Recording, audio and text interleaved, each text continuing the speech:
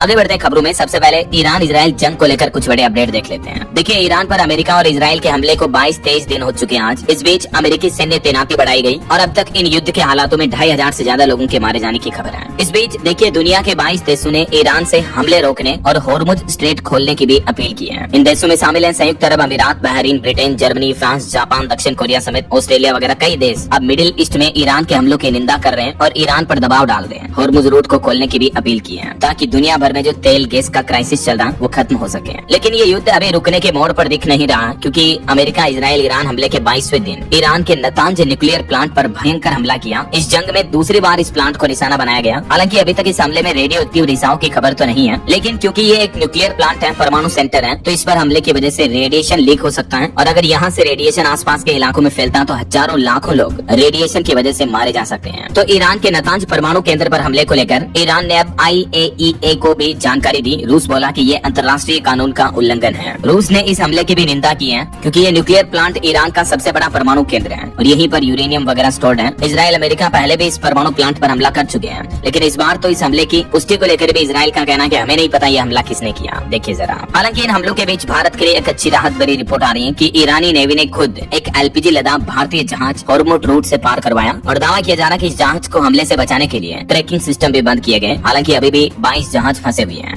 इस बीच देर रात इराक के एरबिल एयरपोर्ट के पास भी ड्रोन इंटरसेप्ट किए गए। हिजबुल्लाह के हमले में भी 2 इजरायली सैनिक घायल हो गए। G7 देशों का कहना है कि ऊर्जा सप्लाई सुरक्षित रखने को हम तैयार हैं। IAEA बोला कि डिमोना हमले के बाद रेडिएशन सामान्य है। ये अंतर्राष्ट्रीय परमाणु ऊर्जा एजेंसी है। इधर बहरीन में भी अमेरिकी ठिकानों पर ईरानी मिसाइलों का हमला देखने को मिला। देर रात बगदाद में भी अमेरिकी दूतावास पर ड्रोन हमला हुआ। एक्सपर्ट्स का कहना है कि अमेरिका अपने सहयोगी देशों पर भी दबाव बना रहा है। हमारे भारत के विदेश मंत्री डॉक्टर एस जयशंकर ने भी ईरानी विदेश मंत्री से फिर से फोन पर बातचीत की और इस बातचीत में दोनों नेताओं ने इलाके में चल रहे तनाव, युद्ध और उसके असर पर भी चर्चा की। और खबर है कि इधर ईरान ने भी जवाबी कार्रवाई करते हुए तेल अवीव पर भीषण मिसाइल हमला किया। 20 सेकंड में 18 मिसाइलें दागी हैं। और इन हमलों के बीच एक खबर आ रही कि लग्जरी प्रॉपर्टी वाले निवेशकों का पैसा भी फंसा हुआ है। अमेरिका ईरान युद्ध में झुलस रहे दुबई में विला और अपार्टमेंट की मांग घटी। 2 से 4 करोड़ तक की छूट मिल रही है, फिर भी खरीदार नहीं मिल रहे हैं, क्योंकि अभी दुबई की रियल एस्टेट प्रॉपर्टी में भी इन्वेस्ट नहीं कर रहे लोग बाग इन हमलों के माहौल के बीच। और अगर ये युद्ध अगले 2-3 सप्ताह में भी खत्म हो जाए तो भी हम अपनी अर्थव्यवस्था इकोनॉमी को संभाल लेंगे, ये कहना है 16वें वित्त आयोग के सदस्य डॉक्टर सौम्यकांति घोष का। वहीं प्रधानमंत्री नरेंद्र मोदी ने भी ईरानी राष्ट्रपति से फिर से फोन पर बातचीत की, ईद के त्योहार नवरोज की बधाई दी और शांति की अपील के साथ ही सत्य संदेश भी दिया। पीएम मोदी ने बीते दिन ईद के मौके पर फोन लगाया ईरानी राष्ट्रपति को और ये बातचीत की। और खबर है, ईद के मौके पर ईरान के राष्ट्रपति पेजेश्कियन ने भी एक बड़ा ऐलान किया। वो बोले कि हम मुस्लिम देशों से युद्ध नहीं चाहते, IA बनाकर बदलेंगे मिडिल ईस्ट का नक्शा। IA का मतलब है इस्लामिक असेंबली बनानी चाहिए, ये कहना है ईरानी राष्ट्रपति का। इधर ईरानी राष्ट्रपति पेजेश्कियन ने ये भी कहा कि हम जंग रोकने के लिए तैयार हैं, लेकिन अमेरिका और इजराइल हमारी सिर्फ 3 शर्तें मान लें। देखिए, ईरान ने 3 मुख्य शर्तों में पहली शर्त तो ये रखी कि युद्ध में जो भी हमें नुकसान हुआ उसका मुआवजा दिया जाए। दूसरा, ईरान के वैध अधिकारों को अंतर्राष्ट्रीय स्तर पर स्वीकार किया जाए। तीसरा, भविष्य में किसी भी सैन्य हमले के खिलाफ हमें ठोस अंतर्राष्ट्रीय सुरक्षा की गारंटी दी जाए। ये ईरान की 3 प्रमुख मांगे हैं इस युद्ध को रोकने के लिए, खत्म करने के लिए। ऐसा तो ईरान जंग के चलते LPG संकट के बीच अब पेट्रोल डीजल भी महंगा हो चुका। हमारे देश के कई राज्यों में मैंने आपको कल ही लेटेस्ट रेट्स बताए थे। कई राज्यों में जो प्रीमियम पेट्रोल के दाम 2-2.5 रुपए प्रति लीटर तक बढ़ चुके हैं। उसके बाद लोगों में पैनिक भी देखने को मिला। बीते दिन पंजाब समेत कई राज्यों में रेट्स बढ़ने के बाद लोग बाग केन, PP, ड्रम वगैरह डिब्बों में पेट्रोल पंपों से तेल भरवाने लगे।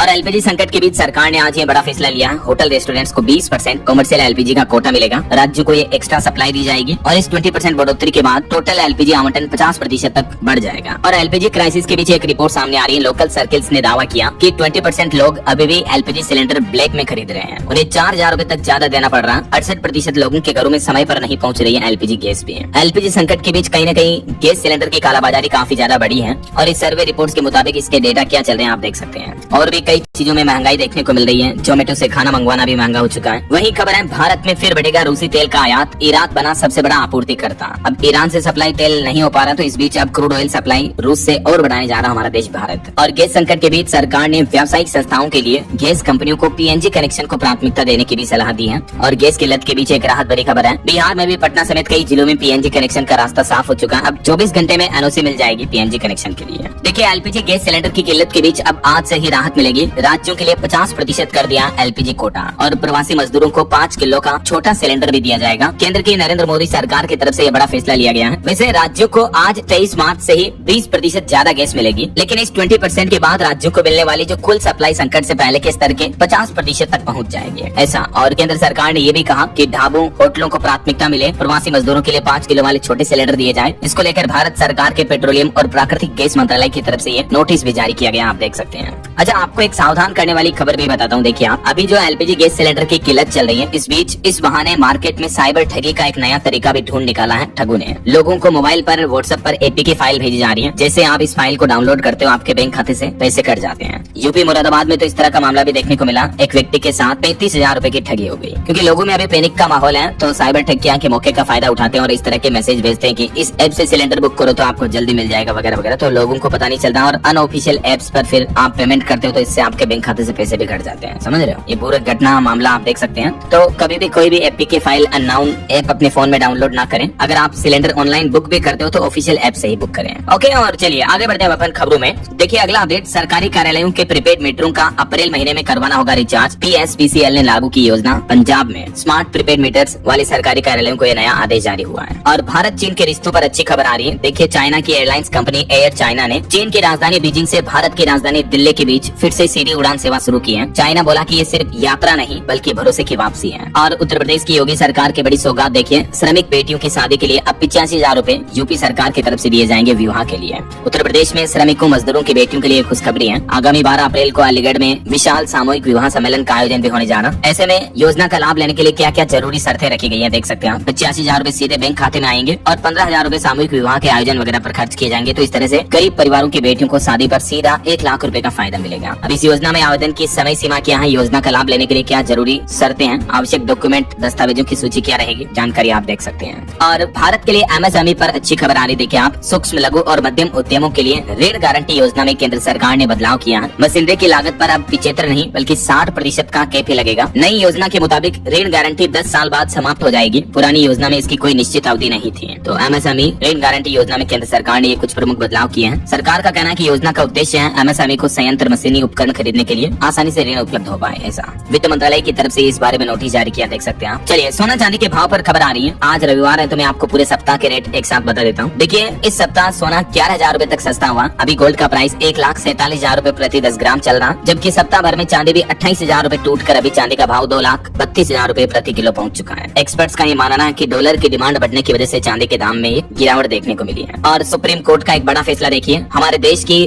जेलों में भीड़ भाड़ पर सुप्रीम कोर्ट ने सख्त रुख अपनाते हुए अब सभी राज्यों और केंद्र शासित प्रदेशों से जेल में कैदियों का ताजा डेटा भी मांगा है। प्रत्येक जेल की क्षमता, कैदियों की संख्या और भीड़ भाड़ का प्रतिशत और जेलों में महिलाओं और बच्चों के लिए सुविधाओं का विवरण सभी राज्यों और केंद्र शासित प्रदेशों से सुप्रीम कोर्ट ने मांगा है। इसके अलावा सुप्रीम कोर्ट ने ये भी कहा कि पुलिस कर्मी जो आरोपियों के फोटो वीडियो ऑनलाइन अपलोड करते हैं किसी भी तरह के अपराध में, क्राइम में शामिल आरोपियों के, तो ये चिंताजनक है। ये निष्पक्ष सुनवाई के लिए भी खतरा है क्योंकि इससे आरोपी की इमेज खराब होती है। सुप्रीम कोर्ट ने मोबाइल से शूट किए गए फोटो वीडियो को तुरंत सोशल मीडिया पर अपलोड करने के ट्रेंड पर कड़ी चिंता जताई और कहा कि इससे निष्पक्ष सुनवाई प्रभावित होती है। चलिए खबर देखिए, अमेरिका की एक रिपोर्ट में भारत के आरएसएस पर बैन लगाने की सिफारिश की गई। 275 पूर्व जज और अधिकारियों ने आलोचना की, बोले कि रिपोर्ट से दोनों देशों के रिश्ते खराब करने की कोशिश की जा रही है। यूएससीआईआरएफ की रिपोर्ट्स में ये बैन लगाने की बात कही गई है। चलिए अगली खबर देखिए, पश्चिम बंगाल के मुख्यमंत्री ममता बनर्जी बोले कि प्रधानमंत्री नरेंद्र मोदी सबसे बड़े घुसपैठिए हैं। बंगाल में अघोषित राष्ट्रपति शासन लगाया। केरल मुख्यमंत्री ने राहुल और कांग्रेस को बीजेपी की बी टीम बताया। इधर राहुल गांधी का भी कहना है कि तेल की कीमतें बढ़ना